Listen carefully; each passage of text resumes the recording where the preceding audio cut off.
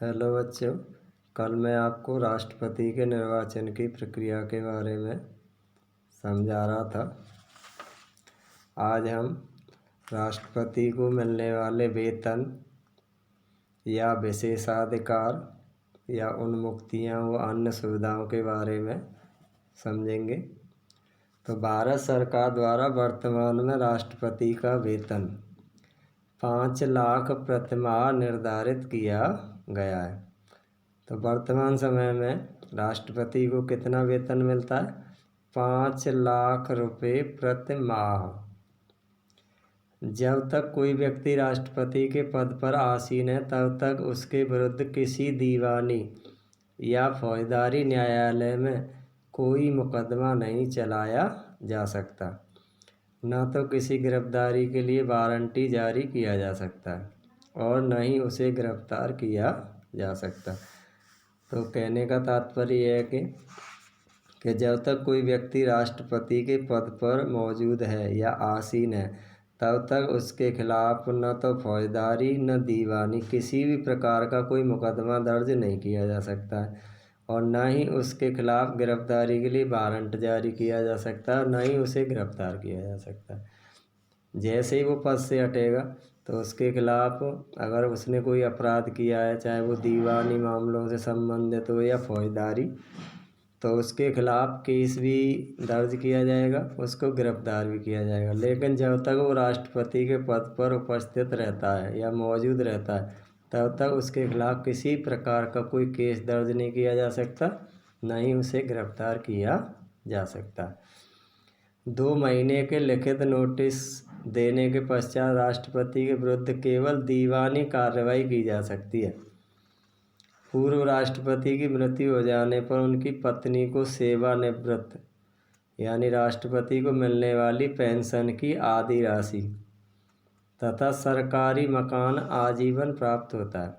तो आपने सरकारी नौकरी वाले व्यक्तियों के बारे में देखा होगा कि जो व्यक्ति सरकारी कर्मचारी होता है उसको रिटायरमेंट के बाद में पेंशन मिलती है।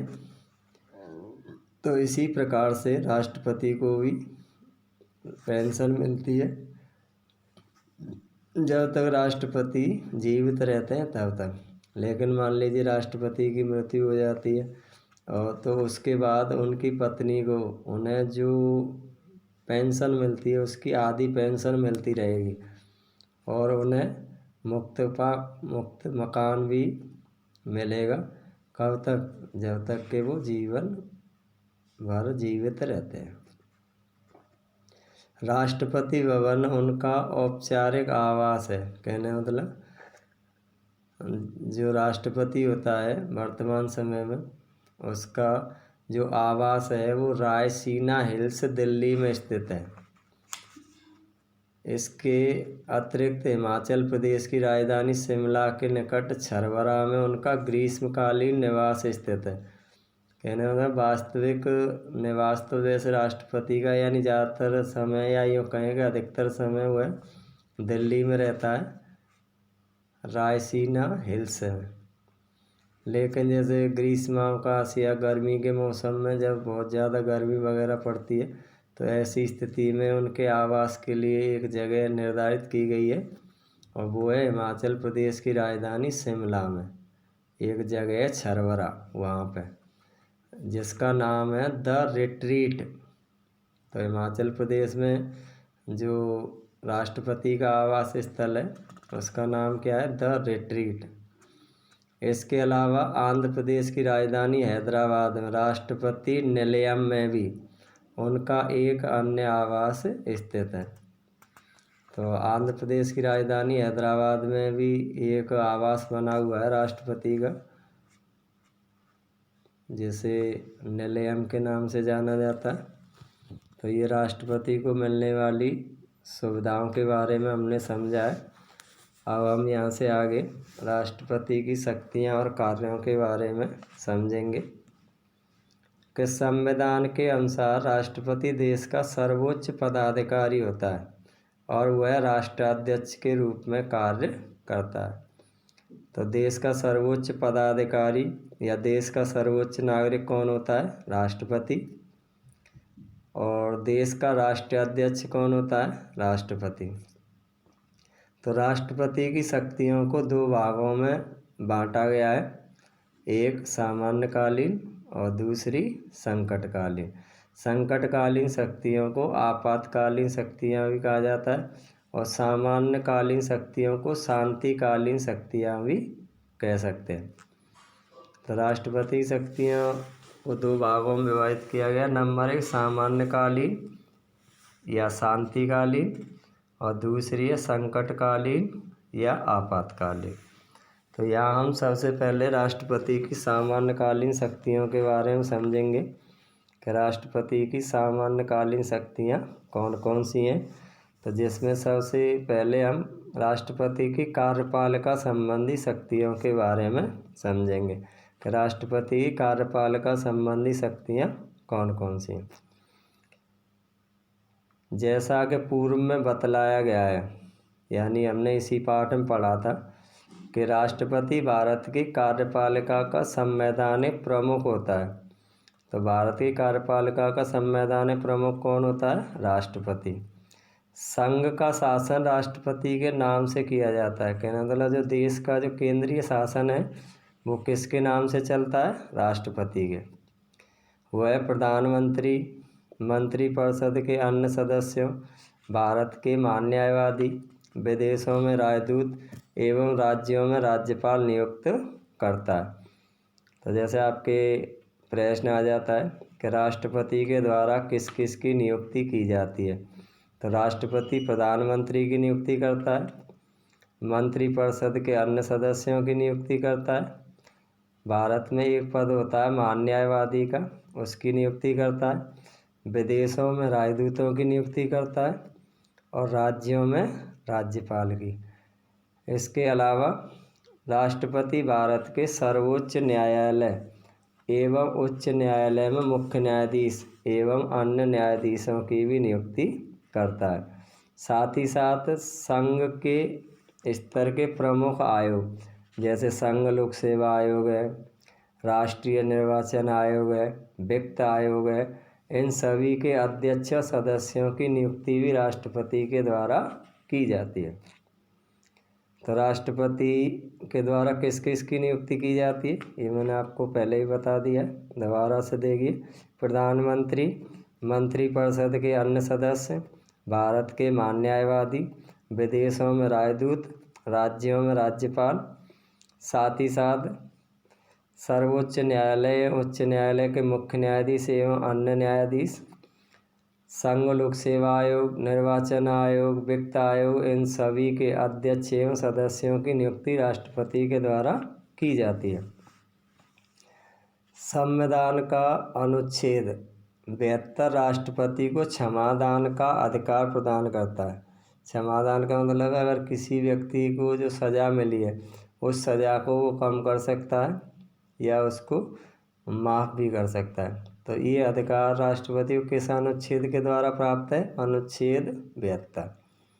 तो आपके जैसे प्रश्न आता है कि राष्ट्रपति को किस अनुच्छेद के द्वारा क्षमादान की शक्ति प्राप्त है? तो अनुच्छेद 72, जिसके अनुसार वह किसी व्यक्ति के दंड को, जिसमें मृत्युदंड भी शामिल है, क्षमा, विलंबन, निलंबन अथवा लघुकरण कर सकता है। इन सभी के साथ राष्ट्रपति भारत की तीनों सेनाओं का प्रधान सेनापति भी होता है। जैसे भारत में 3 प्रकार की सेनाएं, जल सेना, थल सेना और वायु सेना। तो तीनों सेनाओं का प्रधान सेनापति कौन होता है? राष्ट्रपति। उसे मंत्रिपरिषद की कार्यवाही के बारे में सूचना प्राप्त करने का अधिकार है। कि जैसे मंत्रिपरिषद की बैठक होती है, उसमें किस विषय पर क्या चर्चा की गई, आगे वो क्या करना चाहते हैं, इन सभी की सूचना प्राप्त करने का अधिकार होता है राष्ट्रपति को। अनुच्छेद 78 के अनुसार प्रधानमंत्री का यह कर्तव्य है को राष्ट्रपति द्वारा मांगी गई सभी सूचनाएं उसे प्रदान करें। तो अनुच्छेद 78 में क्या उल्लेख है कि प्रधानमंत्री का ये कर्तव्य बनता है कि राष्ट्रपति जो भी सूचना उनसे मांगता है, प्रधानमंत्री को उस विषय में उसे सूचना देनी अनिवार्य है या देनी चाहिए। हम जानते हैं कि राष्ट्रपति की ये सारी शक्तियाँ औपचारिक ही हैं। औपचारिक का मतलब नाम मात्र की। वह यह सब कार्य मंत्रिपरिषद की सलाह से ही करता है, लेकिन विशेष राजनीतिक परिस्थितियों में राष्ट्रपति को विवेक के अनुसार निर्णय करना पड़ता है। तो राष्ट्रपति विवेक के अनुसार निर्णय किस स्थिति में करता है? जैसे प्रधानमंत्री की नियुक्ति राष्ट्रपति के द्वारा की जाती है, लेकिन वह हर किसी को ऐसे नियुक्त नहीं कर सकता। अर्थात वो अपनी मर्जी से किसी को प्रधानमंत्री नियुक्त नहीं कर सकता है। हमारे देश में संसदीय व्यवस्था में ये निर्धारित किया गया है कि लोकसभा में बहुमत प्राप्त दल के नेता को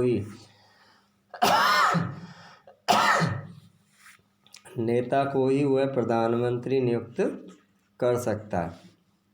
लेकिन जब चुनाव बाद किसी भी दल को स्पष्ट बहुमत प्राप्त नहीं हो, ऐसे में अनेक बार राष्ट्रपति राजनीतिक आधार पर फैसला लेते हुए दिखते हैं। जैसे अगर मान लीजिए चुनाव हुए, चुनाव में किसी दल को स्पष्ट बहुमत नहीं मिला, तो ऐसी स्थिति में राष्ट्रपति अपने स्वविवेक का प्रयोग कर सकता है, जिसके तहत या तो वो सबसे अधिक सीट वाली पार्टी को सरकार बनाने के लिए निमंत्रण दे सकता है, या जो सबसे बड़ा गठबंधन है जिसके पास में सबसे ज़्यादा सीटों का आंकड़ा है, तो ऐसे दल को भी वो प्रधानमंत्री पद के लिए बुला सकता है। अब विधायी शक्ति।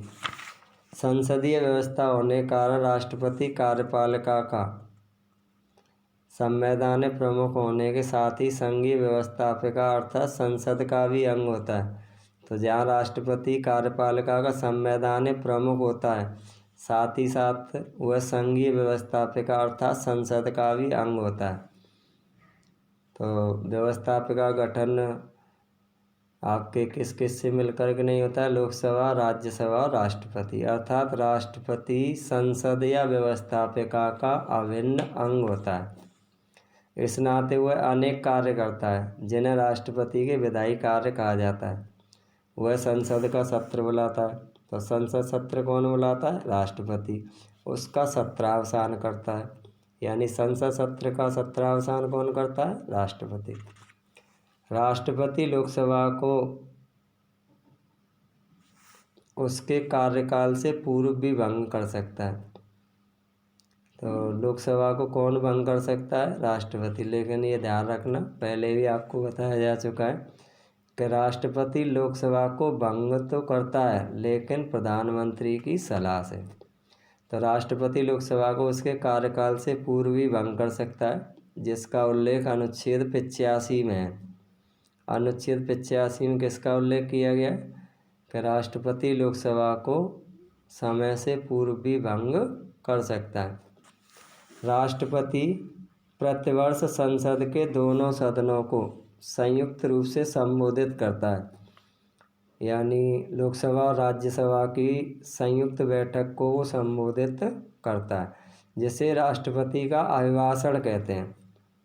तो यानी प्रतिवर्ष जो साल की शुरुआत में संसद सत्र शुरू होता है, उसमें दोनों सदनों की संयुक्त बैठक आयोजित की जाती है, और उस बैठक में सबसे पहला जो भाषण या संबोधन देता है वो राष्ट्रपति देता है, और उसे कहा जाता है राष्ट्रपति का अभिभाषण। तो जैसे आपका प्रश्न आता है कि राष्ट्रपति का अभिभाषण किसे कहते हैं, तो राष्ट्रपति प्रतिवर्ष संसद के दोनों सदनों को संयुक्त रूप से संबोधित करता है, जिसे राष्ट्रपति का अभिभाषण कहते हैं। राष्ट्रपति राज्यसभा में 12 सदस्य मनोनीत कर सकता है। तो ये हम पहले भी पढ़ चुके हैं कि राष्ट्रपति के द्वारा राज्यसभा के लिए कितने सदस्य मनोनीत किए जाते हैं? 12। लेकिन वो कैसे सदस्य होते हैं जिन्हें वो मनोनीत कर सकता है? जो कला के क्षेत्र में, साहित्य, विज्ञान, समाज सेवा, खेल कूद के क्षेत्र में जो विशेषज्ञ व्यक्ति होते हैं या निपुण होते हैं, ऐसे लोगों को वो राज्यसभा के लिए मनोनीत कर सकता है। साथ ही साथ वह लोकसभा के लिए 2 सदस्य मनोनीत करता है, लेकिन वह अखिल भारतीय समुदाय के होते हैं। तो टोटल वह संसद के लिए कितने सदस्य मनोनीत करता है? 14। 12 राज्यसभा के लिए, 2 लोकसभा के लिए, और कुल मिलाकर 14। अनुच्छेद 111 के अनुसार कोई भी विधेयक तब तक अधिनियम अर्थात कानून नहीं बनता जब तक उस पर राष्ट्रपति के हस्ताक्षर नहीं हो जाएंगे। तो यानी कोई भी विधेयक जब लोकसभा राज्यसभा से पास हो जाता है तो उसके बाद वो राष्ट्रपति के पास भेजा जाता है, और जब तक राष्ट्रपति उस पर हस्ताक्षर नहीं कर देगा वह विधेयक कानून नहीं बनेगा। राष्ट्रपति ऐसे किसी साधारण विधेयक को संसद को लौटाकर पुनर्विचार के लिए कह सकता है। यानी राष्ट्रपति के पास जैसे कोई विधेयक भेजा गया तो राष्ट्रपति उसमें कुछ संशोधन करके नहीं पुनः संसद के पास भेज सकता है। लेकिन यदि संसद इसे दोबारा पारित कर राष्ट्रपति के पास भेजे तब राष्ट्रपति को उस पर हस्ताक्षर करने ही होते हैं। यानी जब पहली बार कोई विधेयक भेजा जाता है तो राष्ट्रपति इसे संशोधन के लिए भेज सकता है, लेकिन जब दोबारा से संसद ने उस विधेयक को भेजा है तो ऐसी स्थिति में उस विधेयक पर राष्ट्रपति को हस्ताक्षर करने ही होंगे। अतः इसे राष्ट्रपति का सीमित अथवा निलंबनकारी निषेधाधिकार या वीटो कहते हैं। तो आपके जैसे प्रश्न आता है कि राष्ट्रपति का सीमित अथवा निलंबनकारी निषेधाधिकार या वीटो का अधिकार कौन सा है? तो उसमें यही है कि जब संसद के द्वारा कोई विधेयक राष्ट्रपति के पास भेजा जाता है तो राष्ट्रपति उस विधेयक को पुनर्विचार के लिए संसद के पास दोबारा से भेज सकता है, लेकिन संसद ने उस विधेयक को दोबारा से पास करके फिर पुनः राष्ट्रपति के पास भेजा तो ऐसी स्थिति में राष्ट्रपति को उस पर हस्ताक्षर करने ही होते हैं। इसी को राष्ट्रपति का सीमित अथवा निलंबनकारी निषेधाधिकार वीटो कहते हैं। संविधान में राष्ट्रपति के लिए ऐसी कोई समय सीमा तय नहीं है कि जिसके अंदर ही उसे विधेयक पर फैसला लेना पड़ता है। वह विधेयक पर न हस्ताक्षर करे एवं न ही उसे पुनर्विचार के लिए संसद को भेजे, बल्कि अपने पास ही लंबित रख ले। ऐसी स्थिति में यह विधेयक पारित नहीं हो सकेगा। इसे राष्ट्रपति का जेवी निषेधाधिकार या पॉकेट वीटो कहते हैं। तो देखिए, जैसे मान लीजिए पहली बार संसद ने कोई विधेयक राष्ट्रपति के पास भेजा और राष्ट्रपति ने न तो उस पर हस्ताक्षर किए और न ही उसे पुनर्विचार के लिए संसद के पास भेजा, बल्कि वह उसे अपने पास रख कर के ही बैठ गया। तो इस प्रकार की शक्ति को कहते हैं जेवी निषेधाधिकार या पॉकेट वीटो। यानी जब वह किसी विधेयक पर न तो हस्ताक्षर ही कर रहा है न उसे पुनर्विचार के लिए भेज रहा है, बल्कि उसे अपने पास लंबित करके रख लिया है, तो इस प्रकार की शक्ति को या अधिकार को जेवी निषेधाधिकार या पॉकेट वीटो कहते हैं, जिसका प्रयोग राष्ट्रपति ज्ञानी जैल सिंह ने डाक बिल के संदर्भ में किया है। तो भारत में सिर्फ एक ही बार जेवी निषेधाधिकार या पॉकेट वीटो का प्रयोग किया गया है, और वो किस राष्ट्रपति के द्वारा? ज्ञानी जैल सिंह के द्वारा। कि एक बिल था जो डाक से संबंधित बिल था, वह बिल संसद से पास होकर के राष्ट्रपति के पास गया और राष्ट्रपति ने उस डाक बिल पर न तो हस्ताक्षर किए और न ही वह पुनर्विचार के लिए उसने संसद के पास भेजा, वो अपने पास उसे रख के नहीं बैठ गए। तो इसके अलावा जब संसद के किसी भी सदन का अधिवेशन नहीं चल रहा हो, ऐसी स्थिति में राष्ट्रपति अध्यादेश जारी कर सकता है। एक और जो शक्ति है विधायी, कि जब संसद का सत्र नहीं चल रहा हो तो ऐसी स्थिति में राष्ट्रपति के द्वारा कोई नया कानून लागू किया जाता है, उसे अध्यादेश कहते हैं। तो देश में अध्यादेश कौन जारी करता है? राष्ट्रपति। और वह कब करता है? जब संसद का सत्र नहीं चल रहा हो। तो ऐसी स्थिति में राष्ट्रपति के द्वारा अध्यादेश जारी किया जा सकता है, जो कानून के समान ही प्रभावी होता है। इसका वर्णन अनुच्छेद 123 में है। तो राष्ट्रपति के द्वारा जो अध्यादेश जारी किया जाता है उसका उल्लेख किस अनुच्छेद में? अनुच्छेद 123 में। यह अध्यादेश संसद के पुनः समवेत होने पर उसके सामने रखा जाएगा, यानी जैसे ही संसद का सत्र जब भी शुरू होगा तो उस अध्यादेश को संसद के सामने रखा जाएगा। यदि संसद 6 सप्ताह में उसे पारित कर देती है या पारित कर उस पर विधि या कानून बनाने का काम करती है, तब वह अध्यादेश समाप्त माना। कहने का तात्पर्य दोबारा देखिए, यदि 6 सप्ताह में संसद उसे पारित कर विधि न बनाए तब वह अध्यादेश समाप्त माना जाएगा। तो यानी जब संसद का सत्र नहीं चल रहा था, उन्होंने कोई अध्यादेश जारी किया, तो जैसे ही संसद सत्र की शुरुआत होगी तो 6 सप्ताह में अगर उसे 2/3 बहुमत से पास कर दिया तो वह कानून के रूप में आगे तक जारी रहेगा। लेकिन 6 सप्ताह तक उसे पास नहीं किया गया तो वह अध्यादेश समाप्त माना जाता है। तो इस प्रकार राष्ट्रपति को संवैधानिक कार्यपालिका प्रमुख होने के साथ साथ अनेक व्यवस्थापिका शक्तियाँ भी प्राप्त हैं।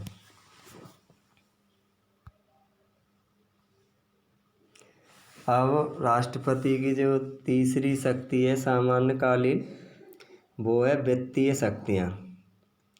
तो भारतीय राष्ट्रपति को व्यापक शक्तियाँ प्राप्त हैं।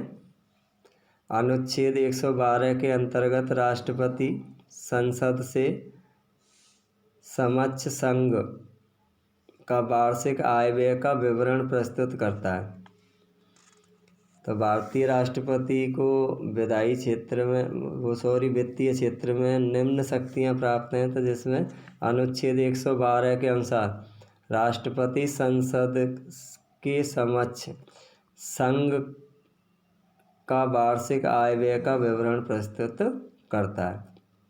अनुच्छेद 113 के तहत बिना राष्ट्रपति की सिफारिश के संसद से किसी प्रकार की धन की मांग नहीं की जा सकती है।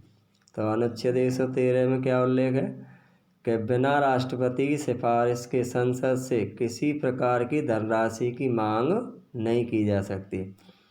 अनुच्छेद 117(1) में वित्त से संबंधित कोई विधेयक बिना राष्ट्रपति की पूर्व स्वीकृति के संसद में प्रस्तुत नहीं किया जा सकता। यानी वित्त विधेयक एक ऐसा विधेयक होता है जिस पर राष्ट्रपति की स्वीकृति लेना आवश्यक होता है। अर्थात वित्त विधेयक संसद में तभी रखा जाएगा जब राष्ट्रपति उसकी स्वीकृति दे देगा। किसी विधेयक के पारित हो जाने पर भारत की संचित निधि से व्यय करना होगा। उस पर संसद का कोई सदन तब तक विचार नहीं कर सकता जब तक कि राष्ट्रपति ने उस पर विचार लेने की सिफारिश न की हो। राष्ट्रपति की अनुमति से पूरक, अतिरिक्त तथा अन्य मांगें पेश की जाती हैं। राष्ट्रपति वित्त आयोग के सदस्यों और नियंत्रक एवं महालेखा परीक्षक की नियुक्ति करता है। उनके द्वारा प्रस्तुत प्रतिवेदनों को वह संसद के समक्ष प्रस्तुत करता है। साथ ही साथ राष्ट्रपति वित्त आयोग की सिफारिशों के आधार पर ही आयकर और अन्य करों से प्राप्त आय को केंद्र और राज्यों में बंटवाता है। तो ये आपके राष्ट्रपति की वित्तीय शक्तियाँ हैं। अब राष्ट्रपति की न्यायिक शक्तियाँ। राष्ट्रपति को कुछ न्यायिक शक्तियाँ भी प्रदान की गई हैं। अनुच्छेद 72 के अनुसार राष्ट्रपति को अधिकार है कि वह किसी सजा पाए हुए व्यक्ति को क्षमादान दे सके। जैसे मान लीजिए किसी व्यक्ति को न्यायालय के द्वारा कोई सज़ा दी गई है तो राष्ट्रपति उस सज़ा को कम कर सकता है, उसको क्षमादान दे सकता है, या जैसे मृत्युदंड है तो उसको उम्र कैद वगैरह में बदल सकता है। तो ये अधिकार राष्ट्रपति को किस अनुच्छेद के द्वारा दिया गया? अनुच्छेद 72। तो अनुच्छेद 72 के अनुसार राष्ट्रपति को अधिकार है कि वह किसी सजा पाए हुए व्यक्ति को क्षमादान दे सके। न्यायालयों द्वारा दंडित व्यक्तियों के संबंध में राष्ट्रपति को क्षमा प्रदान करने, दंड को कम करने या दंड को बदलने की शक्ति प्राप्त है। इन शक्तियों का प्रयोग राष्ट्रपति 3 प्रकार के मामलों में कर सकता है। पहला, उन सभी मामलों में जहाँ दंड किसी सैनिक न्यायालय द्वारा किया गया। दूसरा, उन सभी मामलों में जहाँ दंड ऐसे अपराधी के लिए दिया गया हो जो संघ की कार्यपालिका शक्ति के अंतर्गत आते हैं।